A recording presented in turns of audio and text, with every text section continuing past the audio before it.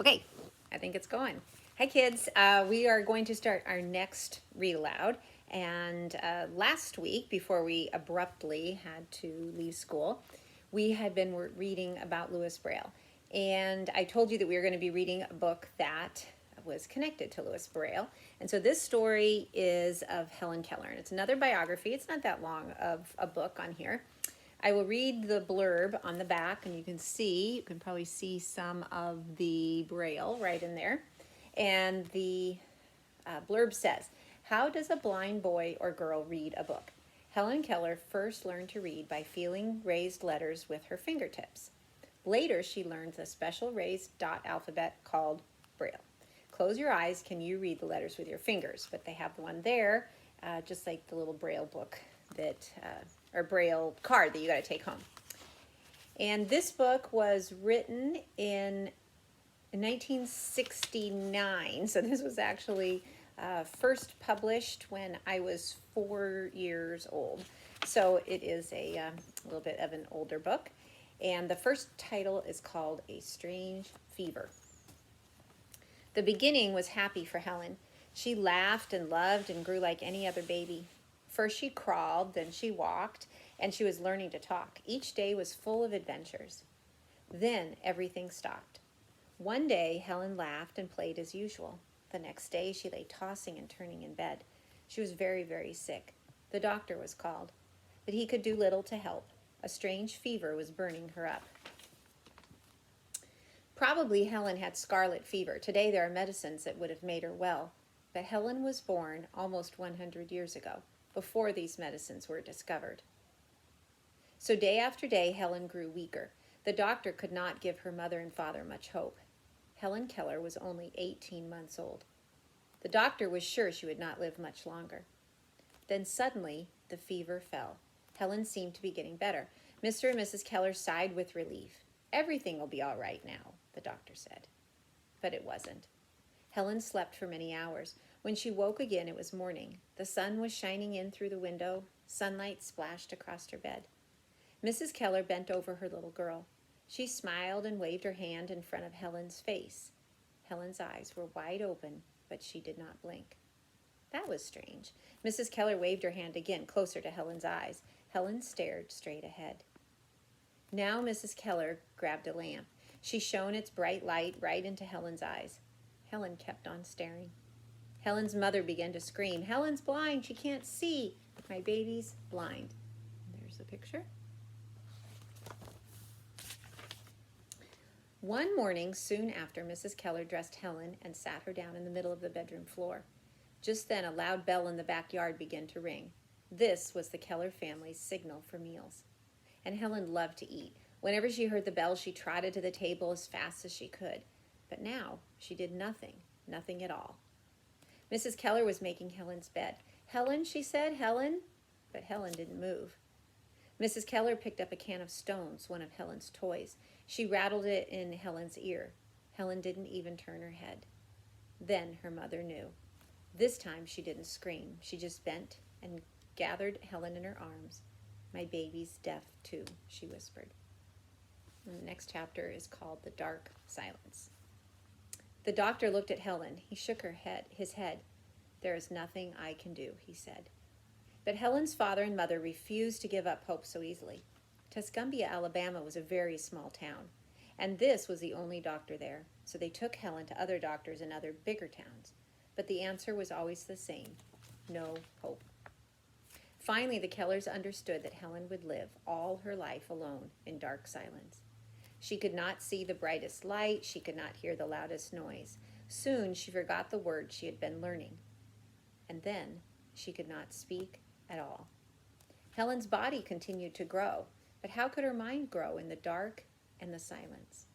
There was so much that she could no longer understand. She cried, but she didn't know that she was sad. She screamed and kicked, but she didn't know she was angry. She smiled very seldom. She never laughed at all. She wanted people to understand her, but she could not talk to them. She did not know any words. Helen didn't even know her own name. So now Helen began to make signs. A nod meant yes, a shake of the head meant no, a pull meant come, a push meant go away. When Helen wanted something big, she spread her hands wide as if she were holding a big ball. When she wanted something small, she took a tiny pinch of skin between two fingers. When Helen wanted her mother, she patted her own cheek and made a soft mewing sound. When Helen's father wore glasses, Helen liked to feel them, to take them off and put them on her father's nose. But when she wanted her father, she pretended to put on a pair of glasses too. Soon Helen had 60 signs to tell people what she wanted. Helen tried to find out about the world by touching everything she knew and she could. The Kellers lived on a small farm. Helen loved to pat the horses and the cows. Her mother taught her how to feed the chickens. Some grew so tame they ate right out of her hand. Then Helen would run her hands over their plump, warm bodies. She liked to touch anything that moved, but there was so much she could not really understand. Here's the picture. Helen put her fingers on her father's face and hands. She felt him holding a book, so Helen held up a book in front of her face, but she didn't know what books were for. She felt her mother pulling up weeds in the garden, so Helen tried to pull them up too. But how could she know the difference between a weed and a flower? Worst of all were lips. Again and again, Helen felt other people's lips moving, so she moved her lips too, but she didn't know what the lips meant. What was everyone doing? What was going on? Helen became more and more angry. Sometimes the feeling of anger was more than she could stand. Then she kicked and screamed and tried to smash everything she touched. But this didn't help either. Helen grew even more angry. Soon, not a day passed without a terrible temper tantrum. There was so much she could not know. One day, Helen spilled some water in her apron. She took it off and laid it down in front of the fireplace, but it did not dry fast enough to please her. She moved it closer and closer. Finally, she laid the apron down right on top of the flames. The flames shot up through the apron and then to Helen's dress. Fire! She was on fire! Helen screamed. Luckily, someone was in the next room. The fire was put out before it did any harm. But she could have been killed, Mrs. Keller said. Or she could have burned the whole house down, Helen's father answered, and us with it. How much longer could this go on? When Helen was 5 years old, her sister Mildred was born. All Helen knew about this baby was that it took up too much of her mother's time that up until now had belonged to her. Too often when Helen wanted to run into her mother's arms, she found that the baby was already there. One day, Helen reached out for her doll's cradle and found the baby inside. This was too much. Helen growled like an animal. Then she reached out and knocked the cradle over. The baby fell screaming to the floor. Luckily, Mildred wasn't hurt. But what about the next time? Helen was growing bigger and wilder every day. The next time she might really hurt the baby, or worse, Helen's father said. No, I'm afraid there's only one thing we can do. We will have to send Helen away. Send her away, Mrs. Keller cried. Where would we send her? But she knew the answer herself. There was only one place that would take a wild creature like Helen, the State Insane Asylum. Let's wait a little bit longer, Mrs. Keller begged. Mr. Keller nodded, but they both knew this was no real answer. They both knew that sooner or later Helen would have to be sent away. Then one day Mrs. Keller read about a special school in Boston, Massachusetts, called the Perkins Institute. Perkins was a school for the blind, but once, long ago, the teachers there had taught a little girl who was both blind and deaf. Somehow they had worked out a way to make her understand the outside world. Write to them, Mrs. Keller begged her husband. Maybe they can help Helen too. Helen's father shook his head. He had almost run out of hope. But that night he sat down and wrote a letter to the Perkins Institute.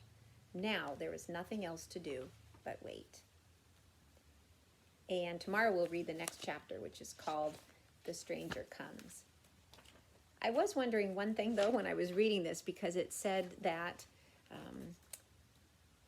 Helen was born almost 100 years ago. And this book, though, was written in 1969. I'm wondering how, when Helen was born, and whether or not now it's been over 100 years ago from when she lived. I do know there is a biography on Pebble Go about Helen Keller. And if you wanted to do a little research and find that out, or find out some more facts about Helen Keller, I think I can't remember if there's one on Louis Braille also, but it'd be interesting to kind of compare and contrast some of the things that they both had in common, and some of the things that they faced that were different. Certainly Helen is deaf also, and Louis Braille was only blind. So Helen definitely had more challenges than Louis did. Okay, tune in tomorrow for the next chapter. Okay, bye.